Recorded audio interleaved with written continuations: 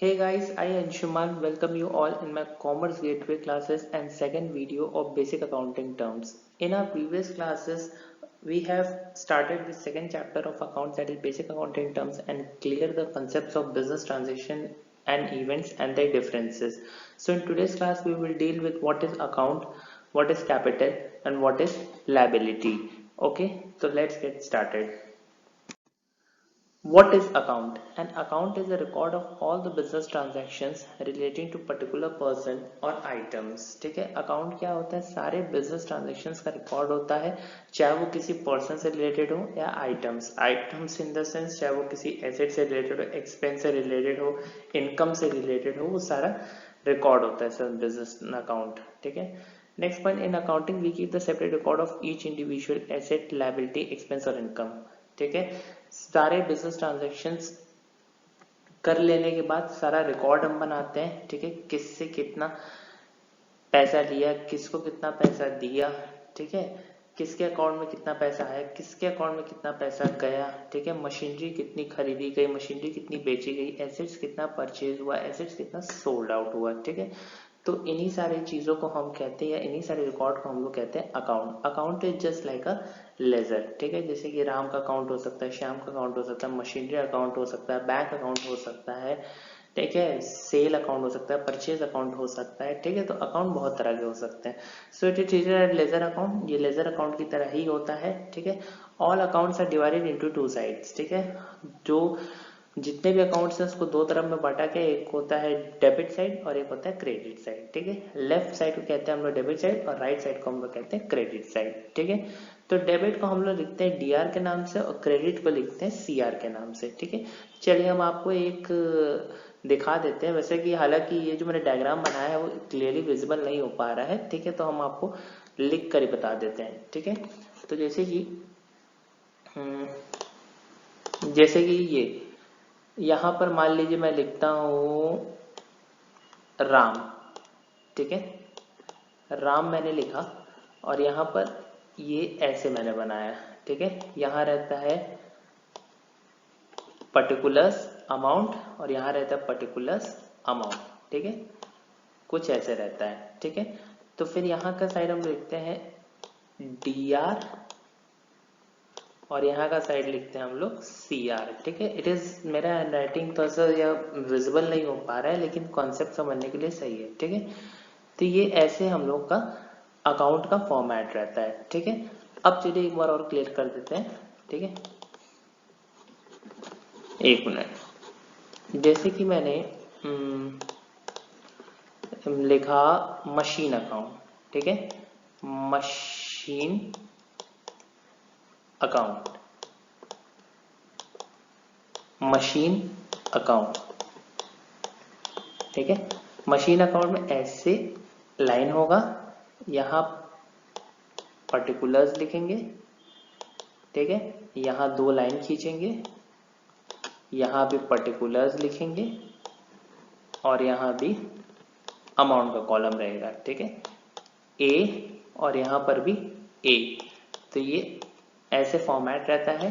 ठीक है, यहाँ इस तरफ रहेगा डेबिट साइड और इस तरफ रहेगा क्रेडिट साइड. ठीक है, तो ये मेरा फॉर्मेट होता है अकाउंटिंग का, जहाँ पे इस तरफ वाले को हम टू करके कोई भी ट्रांजेक्शन्स को रिकॉर्ड करते हैं और इस तरफ वाले को हम लोग बाय करके ट्रांजेक्शन्स को रिकॉर्ड करते हैं.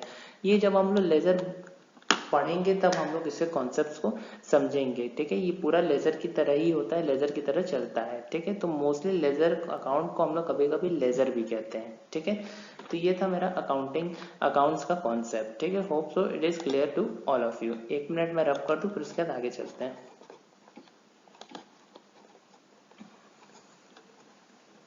ठीक है, तो ये अकाउंट का कॉन्सेप्ट आपको क्लियर हो गया होगा, होप सो. ठीक है, moving on to the next slide. Next slide है मेरा कैपिटल.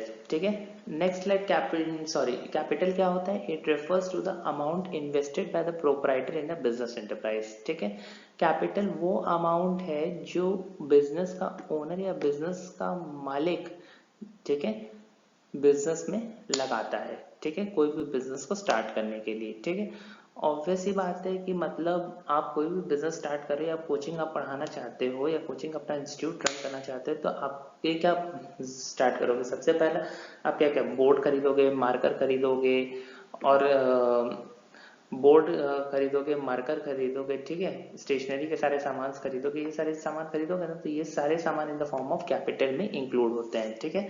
सो जो अमाउंट कैपिटल का यूज होता है वो कैश में भी हो सकता है, गुड्स में भी हो सकता है और एसेट्स में भी हो सकता है, ठीक है।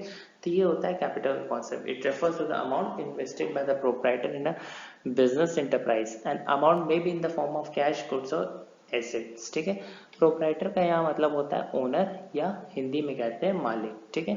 तो capital is equal to assets minus liability, ये फॉर्मूला होता है जनरली न्यूमेरिकल्स में ही पूछते हैं कि what is the formula for capital, तो ये आपको मालूम होना चाहिए। That is capital is equal to assets minus liability, ठीक है। एसेट ज्यादा होना चाहिए और लायबिलिटीज आपकी कम होनी चाहिए, ठीक है। कैपिटल को हम लोग ओनर्स इक्विटी और नेट वर्थ और नेट एसेट्स कहते हैं। ओनर्स इक्विटी इससे कहते हैं क्योंकि वो ओनर का लगाया हुआ पैसा रहता है, ठीक है, तो उसे हम लोग ओनर्स इक्विटी भी इसीलिए कहते हैं, ठीक है। अब एग्जाम्पल की कैपिटल कैसे कंप्यूट किया जाता है, ठीक है। अब मैंने एक एग्जाम्पल यहाँ पे लिया है कि कैपिटल कैसे कैलकुलेट होगा, ठीक है। मान लीजिए कैश 50,000, मशीनरी 20,000, स्टॉक 10,000 और क्रेडिटर्स 30,000, ठीक है। मैंने ऊपर फॉर्मूला लिख दिया है capital is equal to assets minus liability, ठीक है। तो मैंने ये जो चार आइटम्स लिखे हैं, कैश, मशीनरी, स्टॉक और क्रेडिटर्स, ठीक है, सारे आइटम्स हैं। अब कैपिटल का फॉर्मूला होता है एसेट्स माइनस लायबिलिटी, तो यहाँ पर हमको आइडेंटिफाई करना पड़ेगा कौन कौन सा मेरा एसेट्स है, ठीक है। तो यानी कि कौन कौन सा मेरा एसेट्स है, तो जैसे कि आप देख सकते हैं यहाँ कैश मेरा एक एसेट हो गया, ठीक, कैश मेरा एक एसेट हो गया, मशीनरी मेरी एसेट हो गई, स्टॉक मेरा एसेट हो गया, क्रेडिटर्स मेरा एसेट नहीं है, ठीक है, क्रेडिटर मेरी लायबिलिटी है, ठीक है। तो ये तीन मेरे एसेट्स होगा। तो मैंने एसेट्स का एक जगह लिख दिया cash plus machinery plus stock, cash 50,000, machinery 20,000 and stock 1 lakh, ठीक है। तीनों को जोड़ दिया तो 1,70,000 आ गया टोटल करने पर। अब लायबिलिटी जो है, लायबिलिटी आती है क्रेडिटर्स का पार्ट हो जाता है 30,000, ठीक है। तो यानी कि ये इसको मैंने सेपरेट कर दिया, ये मेरी लायबिलिटी बन गई, ठीक है। तो अब हम लोग क्या करेंगे, फॉर्मूले पर रख देंगे capital is equal to assets minus liability. Assets है 1,70,000 का और लायबिलिटी आई है 30,000 की, ठीक है। दोनों को डिडक्ट कर दिया तो मेरा कैपिटल आ गया 1,40,000 का, ठीक है। तो ये था कैपिटल का कॉन्सेप्ट, ठीक है। होप सो ये भी आपको समझ में आया होगा। तो नेक्स्ट स्लाइड की तरफ चलते हैं। नेक्स्ट स्लाइड है मेरा ड्राइंग्स। ड्राइंग्स क्या होता है, एनी कैश और value of the goods withdrawn by the owner for personal use or any private payments made out of the business funds is called drawings, ठीक है। ऑब्वियस सी बात है, ड्राइंग्स क्या होता है, जनरली एनी कैश हो सकता है, आपने बिजनेस से कुछ पैसा निकाला या गुड्स निकाली बिजनेस से, किस लिए, अपने पर्सनल पर्पस के लिए, उसे हम लोग ड्राइंग्स कहते हैं, ठीक है। या सिंपल वर्ड्स में कहें, जब ओनर अपने बिजनेस से पैसा या गुड्स निकालता है तो उसे हम लोग ड्राइंग्स कहते हैं, ठीक है। हो सकता है ओनर को बर्थडे पार्टी के लिए पैसे की जरूरत पड़ गई हो, या मैरिज के लिए जरूरत पड़ गई हो, या लाइफ इंश्योरेंस करवाना हो, या इनकम टैक्स पे करवाना हो, तो वो सारे टर्मिनोलॉजीज को हम लोग ड्राइंग्स कहते हैं, ठीक है। ड्राइंग्स के लिए कभी आप न्यूमेरिकल लगाओगे तो ये सब के ड्राइंग्स के लिए टर्म यूज हो सकते हैं, जैसे कि life insurance premium, income tax, ठीक है। तो ये बेसिकली ये दो टर्म्स ही यूज होते हैं न्यूमेरिकल्स में, ठीक है। नेक्स्ट जो आता है टर्मिनोलॉजी आती है वो आती है liability. It refers to the amount which the firm owes to outsiders, ठीक है। अगर देखो सिंपल वर्ड में कहें तो ये कहते हैं कि अगर ओनर अपने आप से छोड़कर किसी और से पैसा मांगेगा तो वो मेरी लायबिलिटी हो जाएगी, ठीक है। अब मैं एक बार और रिपीट कर रहा हूँ कि अगर ओनर अपने आप को छोड़कर किसी और से पैसा मांगता है और बिजनेस में लगाता है तो वो लायबिलिटी हो जाती है। क्यों लायबिलिटी हो जाती है, क्योंकि इन फ्यूचर उसको पैसा वो रिटर्न करना है, ठीक है। तो ये था लायबिलिटी का कॉन्सेप्ट, ठीक है। अब एग्जांपल समझते हैं। When a firm purchase goods on credit, ठीक है, फ्रॉम ए जो कि बिजनेसमैन है, ठीक है। व्हेन फर्म ने उससे गुड्स परचेज किया क्रेडिट पर, ये सोचा कि वो बाद में पैसा देगा, ठीक है।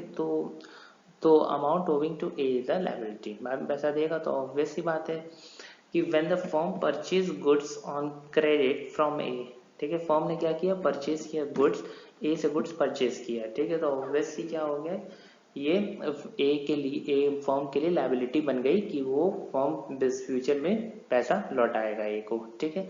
तो अब एग्जांपल्स क्या होते हैं, bills payable, creditors, unpaid wages, bank overdraft, तो ये सारे लायबिलिटीज के एग्जांपल हैं, ठीक है। अब लायबिलिटी को कैलकुलेट करने के लिए फॉर्मूला होता है एसेट्स माइनस कैपिटल, ठीक है। एसेट्स ज्यादा होने चाहिए और कैपिटल कम होना चाहिए, ठीक है। जैसे कि मैंने यहाँ बताया कि एग्जांपल टू कंप्यूट लायबिलिटी, ठीक है। जैसे कि मशीन मैंने ले लिया 1 लाख का, स्टॉक ले लिया 50,000 का, कैपिटल ले लिया 1 लाख का, ठीक है। तो यानी कि मशीन मेरा एसेट है, स्टॉक मेरा एसेट्स है, लेकिन कैपिटल तो ऑब्वियसली क्वेश्चन में आपको सब दिया है, कैपिटल को तो कुछ करना नहीं है, तो बस एसेट्स हमने जोड़ा, machine plus stock that is 1 lakh plus 50,000 is equal to 1,50,000, और फॉर्मूले पर रख दिया liability is equal to 1,50,000 minus 1 lakh is equal to 50,000 मेरी लायबिलिटी हो गई, ठीक है। तो ये था मेरा लायबिलिटी का कॉन्सेप्ट, ठीक है। तो hope so it is all clear to all of you. तो आज हम लोगों ने पढ़ा अकाउंट क्या होता है, कैपिटल क्या होता है, ड्राइंग्स क्या होती है, लायबिलिटी क्या होती है, ठीक है। तो आज बस के लिए बस इतना ही। कल हम लोग आगे कॉन्सेप्ट्स को देखेंगे और समझेंगे कि कितने टाइप्स ऑफ लायबिलिटी होती हैं, एसेट्स क्या होता है, कितने टाइप्स ऑफ एसेट्स होता है, और आगे भी कुछ सीखेंगे, ठीक है। तो hope so it is clear to all of you. Till then thank you and have a nice day.